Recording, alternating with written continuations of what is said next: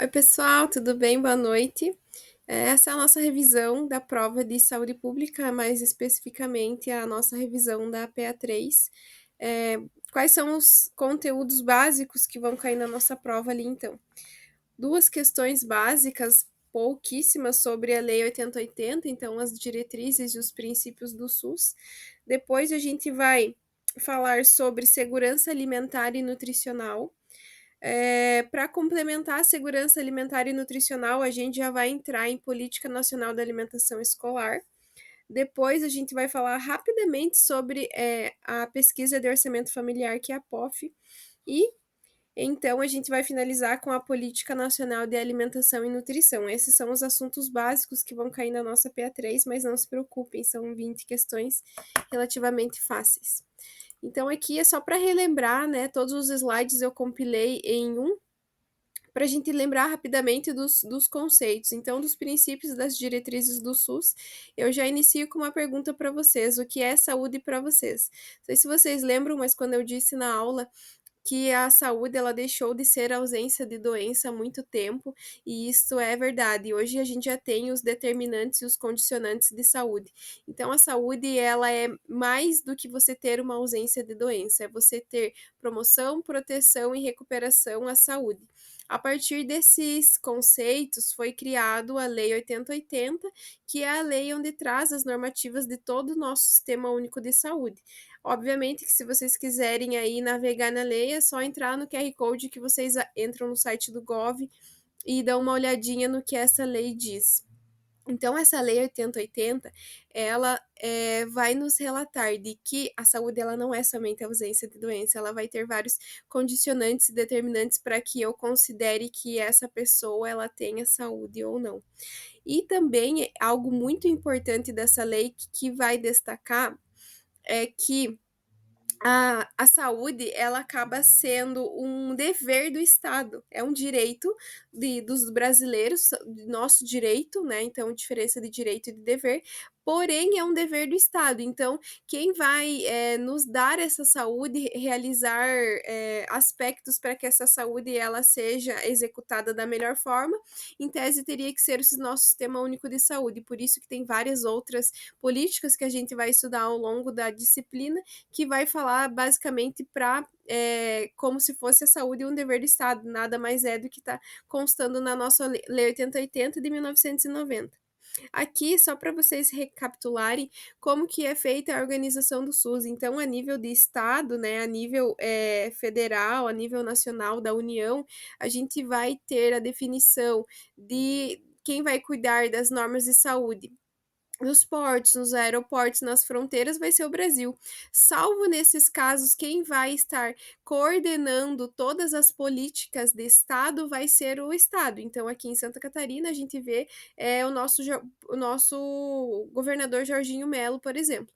E a nível municipal, o prefeito ou a prefeita, eles vão executar essas políticas de saúde. Então, é assim que acontece essa ordem hierárquica. Dificilmente a União vai cuidar, vai estar executando, coordenando somente em caso de catástrofes. Então, por exemplo, na catástrofe do Rio Grande do Sul, de Mariana, aí sim o nosso estado, né, o nosso governo do Brasil, ele vai comandar. Diferentemente disso, as políticas públicas vão ser coordenadas em nível estadual e posteriormente vão ser executadas aqui em loco na cidade, né, no município.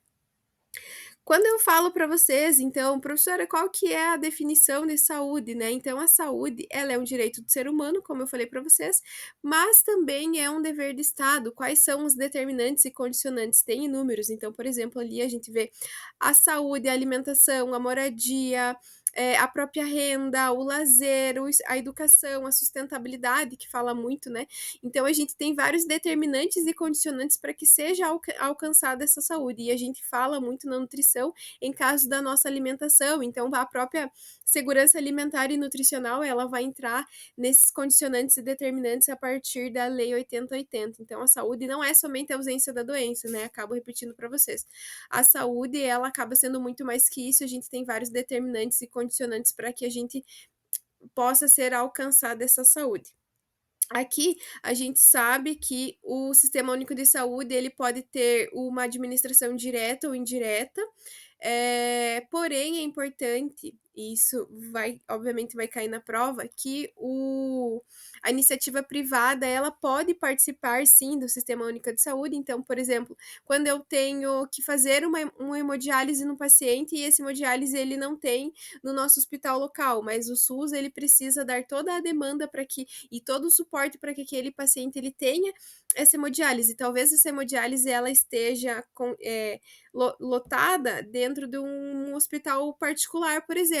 Então, sim, a iniciativa privada ou particular, ele pode sim participar dentro do SUS, desde que caráter complementar e nunca sempre sendo somente ele, né?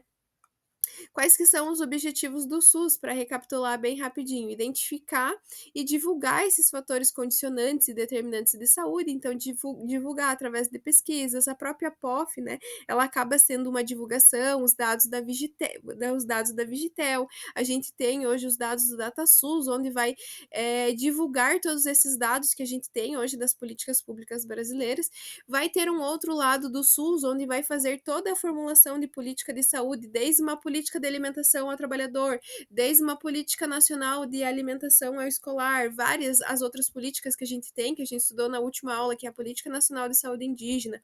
Então, o objetivo do SUS é formular essas políticas também e ele vai ter também como terceiro objetivo fazer a assistência a essas pessoas na promoção. Então, desde uma educação nutricional, que ela entra como uma promoção à saúde, desde uma proteção, como se fosse, por exemplo, vocês fazem alguma ação para um paciente que já tem alguma comorbidade específica, ou desde um trabalho que vai estar trabalhando com a recuperação da saúde, então paciente internado, por exemplo, né? Então o nutricionista ele pode estar trabalhando nessas três características: promoção, proteção e recuperação à saúde, dependendo de onde ele vai atuar. Então o SUS ele acaba tendo esses três objetivos aqui. Esse é basicamente o mesmo slide anterior, né? Temos várias lugares onde o SUS ele vai atuar. A gente vai ter a atuação do SUS na vigilância sanitária, na epidemiológica, na saúde do trabalhador, na assistência terapêutica integral. Mas onde que vai estar o nutricionista relacionado dentro dessa execução do SUS? O nutricionista ele vai estar lotado dentro da assistência terapêutica integral, onde vai trabalhar profissionais mais específicos, né? Então, por exemplo, fisioterapeutas, os farmacêuticos, os nutricionistas, os biomédicos, eles vão estar lotados no artigo 6, inciso 4, que é assistência terapêutica integral.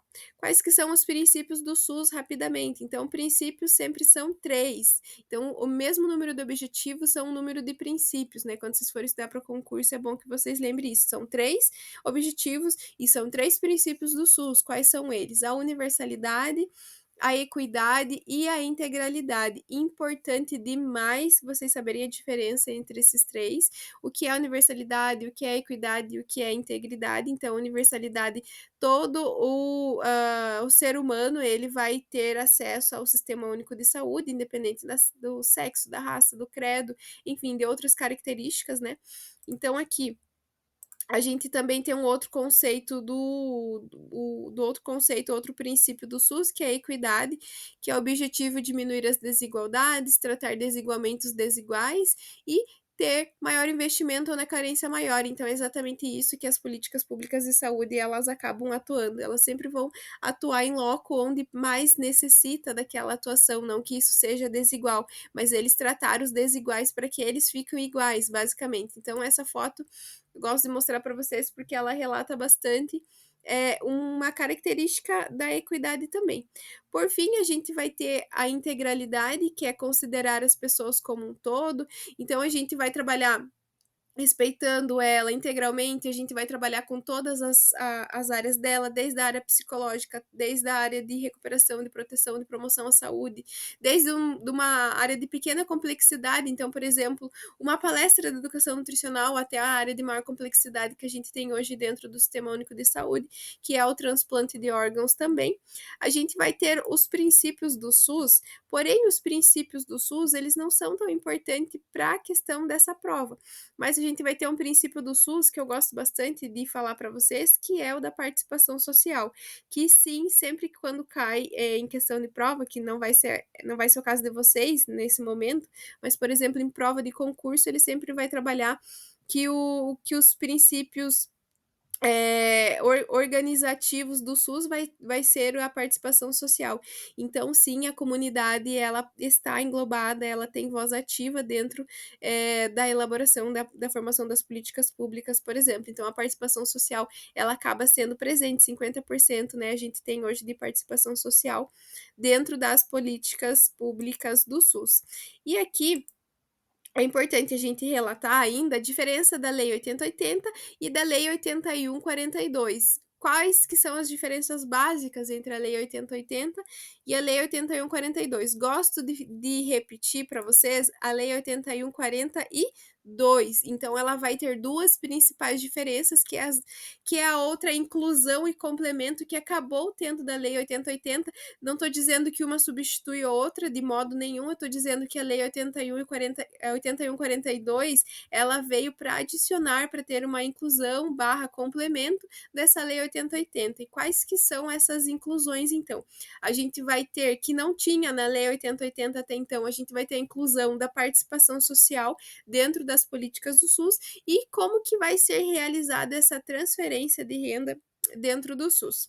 Aqui a gente tem, isso caiu na prova de vocês, né? Por exemplo, as conferências de saúde são realizados uma parte dessa participação popular do SUS, que são realizadas de 4 em 4 anos, né? Então, a gente teve a quarta conferência de saúde, por exemplo, foi a principal conferência que a gente teve hoje, de Alma Ata também foi uma das principais conferências que a gente teve a nível mundial, onde acabou tendo toda essa formulação do SUS, que estava lá naquele primeiro vídeo que eu passei para vocês sobre a história da política pública no Brasil. E como que seria, então, os níveis de transferência de renda para o Sistema Único de Saúde? Então, as transferências de renda vão ocasionar de forma regular e automática, em intergovernos, independente do governo, independente de quem está comandando a União naquele momento, vai ocasionar, sim, a transferência de renda regular e automática, porque o Sistema Único de Saúde, ele é uma lei, tá? A gente tem ainda os níveis de complexidade do SUS, né? Então é importante a gente lembrar do nível primário, que é o atendimento básico ali da UBS, pelo médico, pelo dentista, né? Pelo técnico em enfermagem. A gente tem o nível secundário, que é o nível onde a nutrição vai atuar, ou níveis de complexidades medianos ali. E também a gente vai ter o nível terciário, que o nível terciário é quando é um procedimento mais complexo, né? Um procedimento que acaba tendo um alto custo para o Sistema Único de Saúde. Então, por exemplo, uma cirurgia de cabeça, um hemodiálise, um transplante de órgãos, uma quimioterapia, algo de maior complexidade. Então, dentro do Sistema Único de Saúde, a gente vai ter 3 níveis de complexidade. E qual nível de complexidade que o nutricionista ele vai estar relacionado? No nível secundário. Tá, já sabemos tudo de Lei 8080, Lei 8142, lembrando que é uma revisão de prova bem rápida, né? O segundo assunto que a gente vai tratar é sobre a segurança alimentar e nutricional. Adoro falar sobre a segurança alimentar e nutricional. A segurança alimentar e nutricional nada mais é de que o conceito de que devemos ter alimentos em quantidade e qualidade suficiente. O que isso significa, professora? Não adianta eu ter vários pacotes de salgadinho, eu estou tendo um alimento, certo? Mas eu não estou tendo em qualidade o suficiente, né? Então, não adianta eu não ter esse alimento em qualidade ou não adianta eu ter ele somente em quantidade, né?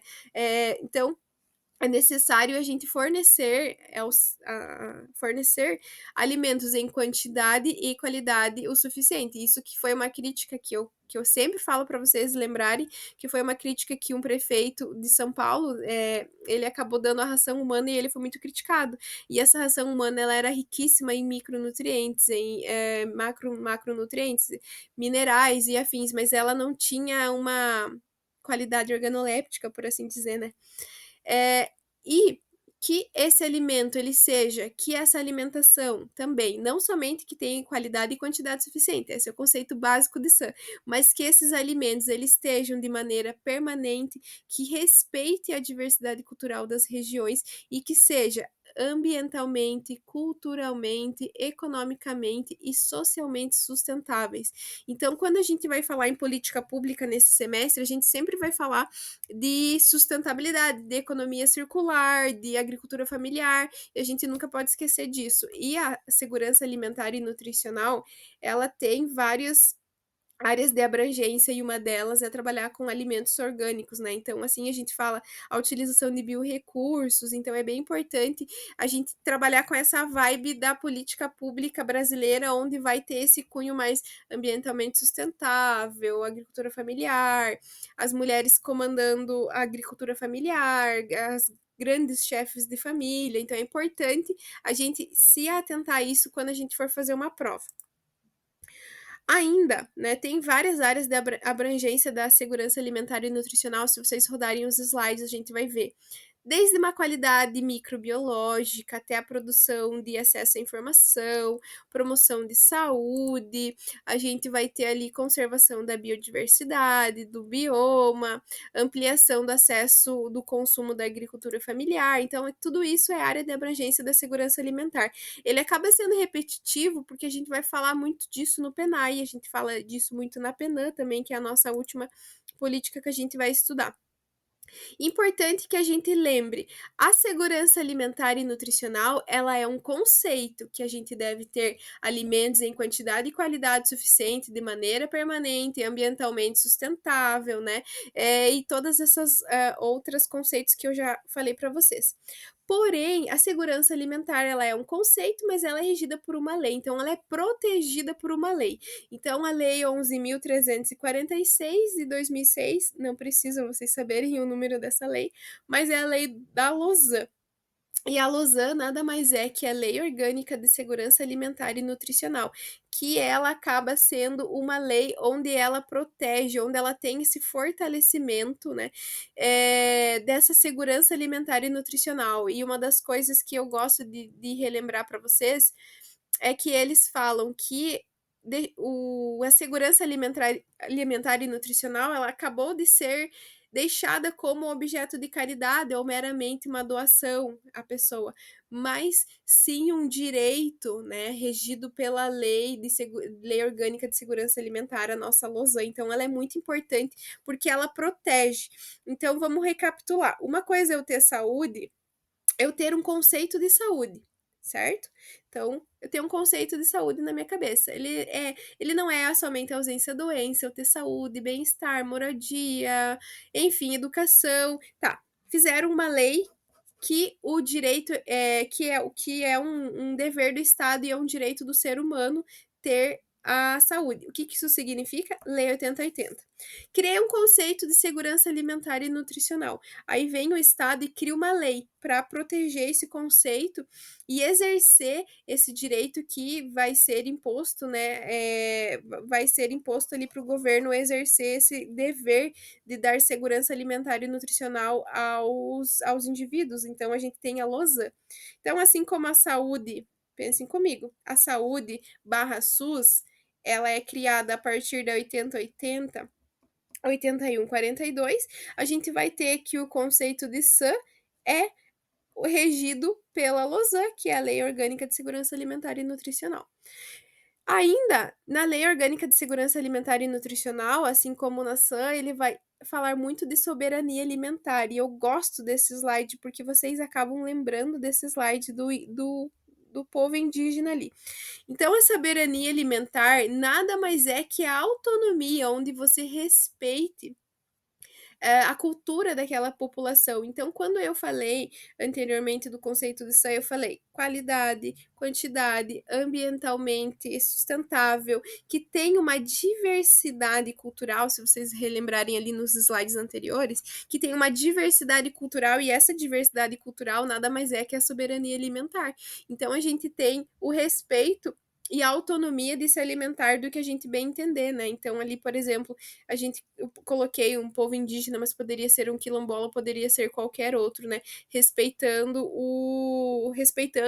a diversidade de cada um. Tá bom, professor. Então agora eu já sei o conceito de SAM, já sei que é regido pela Lausanne, e a gente tem a fiscalização. Quem faz a fiscalização se realmente está acontecendo a segurança alimentar e nutricional? Quem faz a fiscalização é o CONSEA, que é o Conselho Nacional de Segurança Alimentar e Nutricional. Lembram que eu falei para vocês na aula que ele acabou sendo extinto em 2019? Mas essas ações elas acabaram retornando dia 1º de janeiro de 2023. Ele vai fazer o assessoramento dessas políticas públicas de SAM, mas bem importante que ele vai fazer a fiscalização também. Ah, professor, então ele é bem parecido com o CAI. Sim, ele é bem parecido com o CAI, porque o SAM, o CONSEI, ele faz a fiscalização do SAM. O CAI, ele vai fazer a fiscalização do PENAI, tá? Então, é bem fácil a gente colocar essas siglazinhas no papel para a gente ir decorando. E a gente tem ainda o direito humano à alimentação adequada. Ah, professora, então o direito humano à alimentação adequada, ele é muito parecido com o conceito de SAM. Ele realmente é muito parecido com o conceito de SAM, mas a gente tem uma grande diferença que o direito humano à alimentação adequada, ela é uma lei internacional. Tá? Então, não é que seja uma lei internacional, mas ela acabou sendo um pacto onde vários países, nesse caso 153 países, eles assinaram que eles iam assegurar alimentos em qualidade e quantidade suficiente, tá? Então, isso é algo internacional, o direito humano à alimentação adequada. Tanto quando a gente vai procurar artigos, a gente vai ver do mundo todo falando sobre o direito humano à alimentação adequada. Então, o direito humano à alimentação adequada, ele acaba sendo algo mais universal. O conceito de segurança alimentar e nutricional e todos esses conceitos por trás, regidos pela Lausanne, a gente vai ver aqui no Brasil. Então, não tem Lausanne em outros países, professora. Pode ter Lausanne em outros países, mas não vai ser o nome de Lausanne. Pode ser que seja uma lei também da política pública daquele país, mas não justa a Lausanne, não justa a 80-80, então são diferentes. Então, que fique bem claro para vocês: direito humano à alimentação adequada é algo internacional. O conceito de SAM, bem como a Lausanne, são in loco, são aqui no Brasil, né? Para iniciar o conteúdo, um dos mais importantes, na minha opinião, que vai cair na PA3 de vocês, é sobre o PNAE, a Política Nacional de Alimentação Escolar. A Política Nacional de Alimentação Escolar, ela foi criada substituindo, né, a merenda escolar, a partir da oferta de alimentos em qualidade, em quantidade suficiente durante a permanência de sala de aula. Importante eu falar para vocês, o PENAI, ele não é feito somente para crianças, né? O PENAI, ele atende o EJA, ele atende todas as faixas etárias, desde que você esteja inscrito naquela educação, você vai se beneficiar do PENAI. Então, o PENAI, ele não é somente para crianças, a gente vê hoje a educação de jovens e adultos cada vez mais frequente no PENAI também. As atribuições do nutricionista no PENAI, gente, são inúmeras. Desde elaborar um cardápio de alto valor nutritivo, baixo custo, preparo rápido, sabor regionalizado e sazonal, até fazer palestras, né? Saber o valor quilocaloria de cada alimento, fazer análise sensorial, diagnosticar o estado nutricional daqueles alunos, então fazer peso por idade, IMC por idade, né? Diagnosticar o estado nutricional, então lá que a gente estudou em avaliação nutricional. A gente ainda vai tentar trabalhar com o budget, com os custos, trabalhar dentro daquela medida. Então, eu tenho aquele valor para trabalhar, eu vou trabalhar com aquele valor, tudo certinho.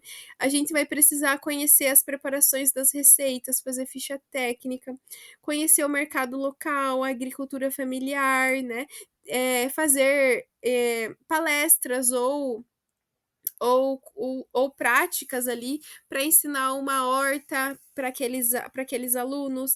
A gente vai ter que dominar tanto ali o funcionamento dos equipamentos, o reparo dos equipamentos, o número dos técnicos de equipamentos. A gente vai ter que estar ligada também com as licitações, né? Com o descarte, com a análise de amostras, enfim, são inúmeras atribuições que hoje a gente tem para nutricionista do PENAI. são várias, né? Tanto que a gente conversou na sala e vocês acabaram ficando assustados de quantas atribuições a gente tem hoje para nutricionista do PNAE. São múltiplas funções, desde você saber o básico da cozinha até você saber o nível mais complexo de administração, RH, faturamento, né? Então são muitas atribuições. Quem que faz a transferência de renda da Política Nacional de Alimentação Escolar?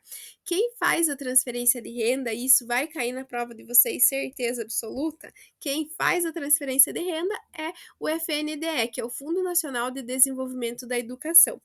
Como que é feito esse pagamento, então, dos recursos destinados ao PNAE, né? Então, ali, eu não coloquei para vocês os valores, eu acabei retirando aquele slide. Quanto que é o valor para quilombola, quanto que é o valor para indígena, tempo integral, berçário e afins. Eu acabei retirando porque vocês têm no slide, mas isso não é importante agora, nesse momento da prova, né? É mais o básico que eu quero que vocês saibam. Então, voltando ali o FNDE, como é feito o pagamento desses recursos destinados ao PNAE? São 10 parcelas referentes a 200 dias letivos, baseados no censo escolar do ano anterior. Beleza. Seria isso básico do PNAE, importante a gente falar algo. Uma das coisas mais importantes que eu não coloquei para vocês na revisão, mas eu acabo falando de boca. A gente tem a política nacional de alimentação escolar, perfeito? Quem vai fazer a fiscalização da Política Nacional de Alimentação Escolar? Quem vai fazer a fiscalização é o CAI, que é o Conselho de Alimentação Escolar. Ele vai fazer toda a fiscalização desses nutricionistas, se realmente está acontecendo todas as pejorativas que são previstas para o PNAE, perfeito? Então, o CAI, ele é um órgão fiscalizador, o FNDE, ele faz a transferência de recursos em 10 parcelas, referentes a 200 dias letivos, do censo escolar anterior, que mais que é importante a gente falar do PNAE. Por favor, lembrem quando a gente fala de qual que é o percentual usado na agricultura familiar, que a gente precisa, a gente tem um percentual mínimo, a gente pode utilizar mais que esse percentual, que é o 100% mais que eu falei para vocês, né? Então, a gente tem um mínimo de 30% que deve ser utilizado obrigatoriamente para a agricultura familiar. Professora, então eu sou nutricionista do PNAE e eu preciso fazer as minhas compras do mês. Dessas compras do mês, dessas compras do ano, no mínimo 30% devem ser oriundos da agricultura familiar. E quando eu falo agricultura familiar, eu não estou falando alimentação orgânica. Então, muitas das vezes a gente confunde.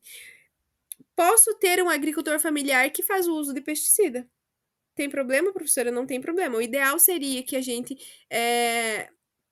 comprasse, né, que a gente adquirisse alimentos que fossem oriundos da alimentação orgânica, mas é muito difícil. Mas então são 30% da agricultura familiar, independente do manejo agrícola que eles vão estar utilizando ali. Beleza? O próximo assunto, rapidinho, que eu acho que esse a gente conversou em aula, debateu e ficou bem fechadinho, que é o POF. A POF, né?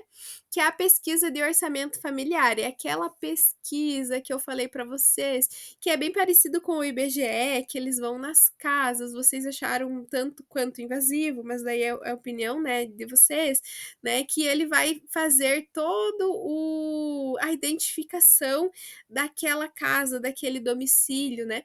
Então, eles trabalham com vários questionários, e o último questionário que eu falei para vocês, que era o bloco do consumo dos alimentos, que a gente investigou na sala. Então, eu acho que a pesquisa de orçamento familiar nada mais é quando a gente fala em questão ali de investigação de bens, investigação de dinheiro, de renda, utilização de recursos. Eu acho que a POF ele entra mais nessa esfera financeira ali da história da saúde pública, né? Então, aqui eu coloquei o principal objetivo da POF é investigar os orçamentos familiares e as condições das famílias brasileiras na qualidade de vida e em várias outras coisas, né? E uma das outras outras funções da POF é gerar essas bases de dados. Então, a gente fez uma aula onde a gente pesquisou todos os dados da POF e a gente foi discutindo ali, né? E através desses resultados que são preciosíssimos, riquíssimos em questão de resultado, a gente pode fazer inserção de políticas públicas, criação de novas políticas públicas, a gente consegue localizar, por exemplo, em qual região está tendo um consumo maior de industrializados, então vocês viram bem diferente ali, né? Ficou bem legal a aula nesse ponto, então a gente consegue mapear como está o estado nutricional daquela região, mas não somente o estado nutricional, então a POF ela vem para falar quanto que você ganha, qual que é as suas condições de casa, se você tem água encanada, se você mora numa casa de pré-moldado e afins, né, então a POF ela acaba sendo essa pesquisa bem extensa. Por fim, para finalizar, eu vou falar da PENAM. Eu não passei a PENAM para vocês, porque durante todo esse semestre eu falei sobre a PENAM intrinsecamente, né? Então, a PENAM, ela nada mais é do que a Política Nacional de Alimentação e Nutrição. Então, a Política Nacional de Alimentação e Nutrição é como se fosse, eu gosto de trabalhar assim, os alunos egressos, eles acabam lembrando dessa frase. É como se fosse é, o pai de todas as outras políticas. Então, é a partir da Política Nacional de Alimentação e Nutrição que teve a criação do PNAE, que teve a criação do PAT, por exemplo, que teve a criação da Segurança Alimentar e Nutricional, né? Então, ela só não foi criada antes da Lei 8080, porque a gente vê lá que a Lei 8080 ela tem a seguridade de dar alimentação para esse brasileiro, né, como um dever do Estado. Então, a partir disso que foi criada a Política Nacional de Alimentação e Nutrição, que nada mais é que o pai ou que a mãe de todas essas políticas aqui. A Política Nacional de Alimentação e Nutrição, ela tem como objetivo a melhoria da condição da alimentação, da nutrição da população, mediante as promoções de saúde adequadas relacionadas à alimentação e nutrição. Então, é a partir dela que vai ser criado o guia, por exemplo, né? A todas as outras pequenas políticas e a soberania alimentar, e ela vai falar muito, ela vai firmar muito esse respeito, essa diversidade cultural, que eu falei para vocês que era soberania alimentar, né?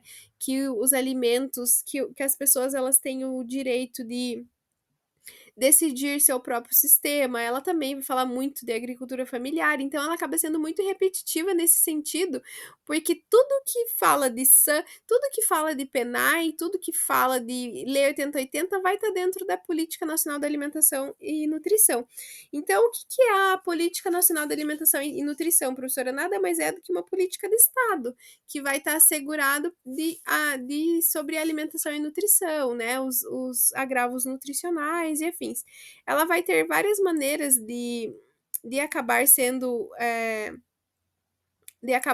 administrada. Então, por exemplo, pode ser tanto em loco para um indivíduo, pode ser tanto políticas para a família, pode ser tanto políticas para a comunidade. Então, ela vai ser a mesma coisa que eu falei para vocês lá no início da Lei 8080. Promoção, proteção e prevenção à saúde, que são os 3 P's. Ela faz o diagnóstico e o tratamento, a recuperação do estado nutricional daquele indivíduo. Ela é criada para o indivíduo, para a comunidade e para a família. Ela também fala de sustentabilidade, de economia circular. Ela fala que o nutricionista ou que o povo brasileiro ele deve ser assegurado por uma alimentação alimentar e nutricional de qualidade. Ele reforça políticas públicas saudáveis, sustentáveis, reforça os serviços de saúde. Que deve ter uma oferta de alimentos saudáveis. Ele também vai falar de participação e controle social, que é a mesma coisa que eu falei para vocês lá da Lei 8142, que ele vai entrar na participação social.